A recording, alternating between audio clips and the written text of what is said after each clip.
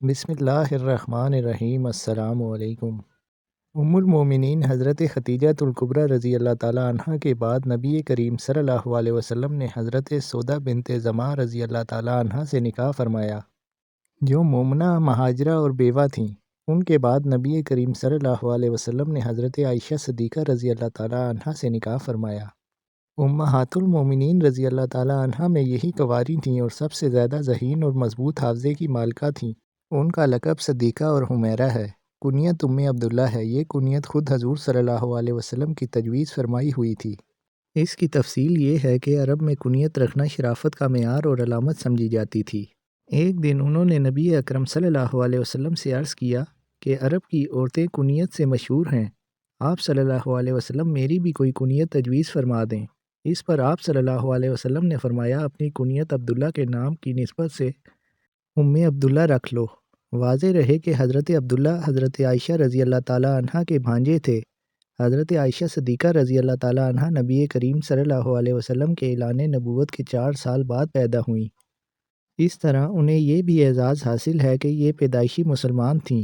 یہ ایک ایسا اعزاز ہے کہ جو حضرت عائشہ صدیقہ رضی اللہ تعالیٰ عنہ کو اسلام کی ان برگزیدہ شخصیات کی فہرست میں داخل کر دیتا ہے جن کے کانوں نے کبھی کفر و شرک کی آواز تک نہیں سنی۔ حضرت عائشہ صدیقہ رضی اللہ تعالیٰ عنہ انتہائی ذہین تھیں اور انہیں یہ بھی اعزاز حاصل ہے کہ علمی طور پر صحابیات میں سب سے بڑی فقیہ تھیں۔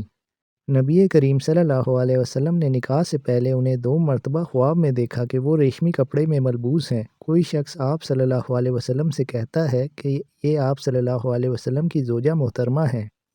آپ صلی اللہ علیہ وسلم دوران خواب ہی فرماتے ہیں کہ اگر یہ اللہ تعالیٰ کی طرف سے ہے تو ایسا ہو جائے گا۔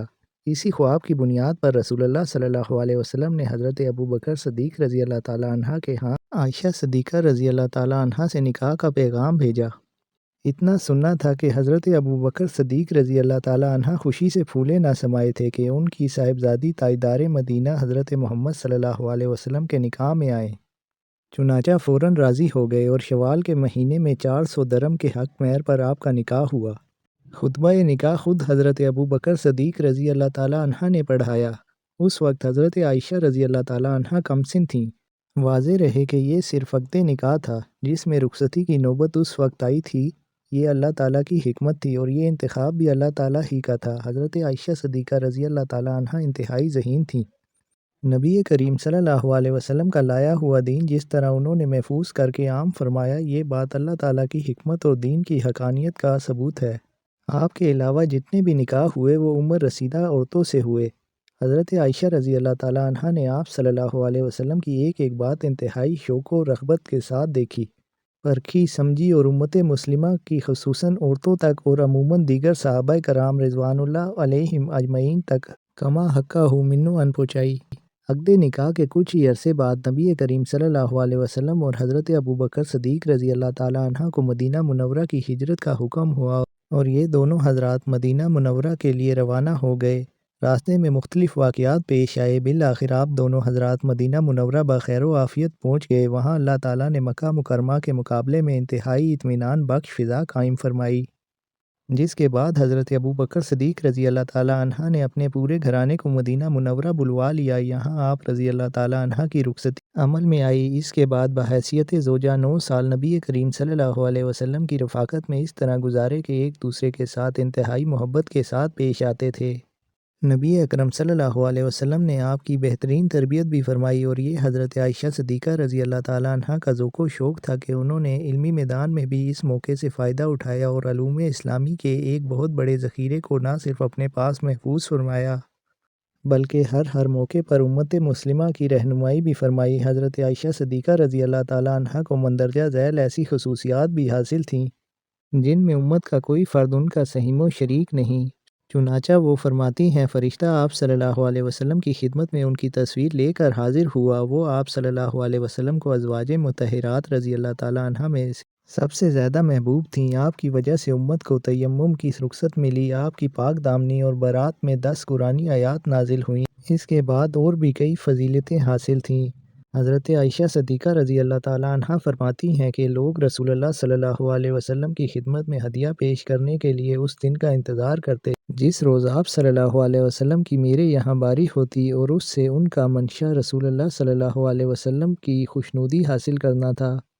حضرت عروہ بن زبیر رضی اللہ تعالیٰ عنہ کا قول ہے کہ میں نے قرآن و حدیث، فقہ و تاریخ اور علم النساب میں ام المومنین حضرت عائشہ صدیقہ رضی اللہ تعالیٰ عنہ سے بڑھ کر کسی کو نہیں دیکھا۔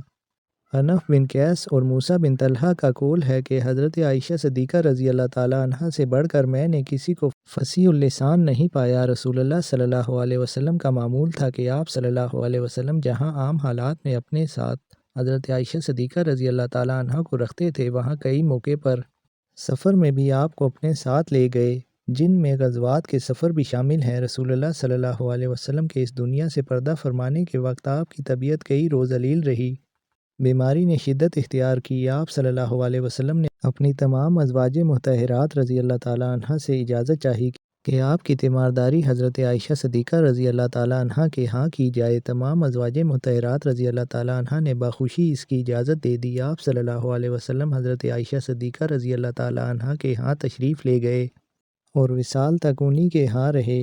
حضرت عائشہ صدیقہ رضی اللہ تعالیٰ عنہ سورہ اخلاص، سورہ فلق اور سورہ ناس پڑھ کر رسول اللہ صلی اللہ علیہ وسلم کے ہاتھوں پر دم کرتی تھیں۔ نبی کریم صلی اللہ علیہ وسلم کی حیات طیبہ کے آخری لمحات میں یہ حضرت عائشہ صدیقہ رضی اللہ تعالیٰ عنہ کے لیے بڑا اعزاز تھا۔ حضرت عائشہ صدیقہ رضی اللہ تعالیٰ عنہ کی ایک بہت انوکھی خصوصیت یہ ہے کہ آپ نے حضرت جبرائیل علیہ السلام کو دیکھا اور انہوں نے حضرت عائشہ صدیقہ رضی اللہ تعالیٰ عنہ کو سلام کیا۔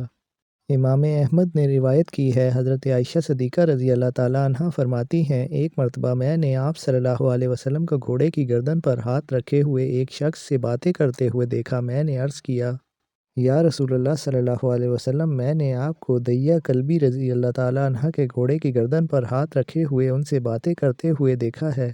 آپ صلی اللہ علیہ وسلم نے فرمایا، کیا تم نے انہیں نہیں دیکھا؟ آپ رضی اللہ تعالیٰ عنہ نے عرض کیا، جی ہاں۔ آپ صلی اللہ علیہ وسلم نے فرمایا، وہ دحیہ کلبی نہیں بلکہ حضرت جبرائیل علیہ السلام تھے اور وہ تمہیں سلام کہتے تھے۔ یہ سن کر حضرت عائشہ رضی اللہ تعالیٰ عنہ نے فرمایا، وعلیہ السلام رحمۃ اللہ وبرکاتہ، اللہ تعالیٰ انہیں اچھی جزا دے، میزبان بھی بہترین اور مہمان بھی بہترین۔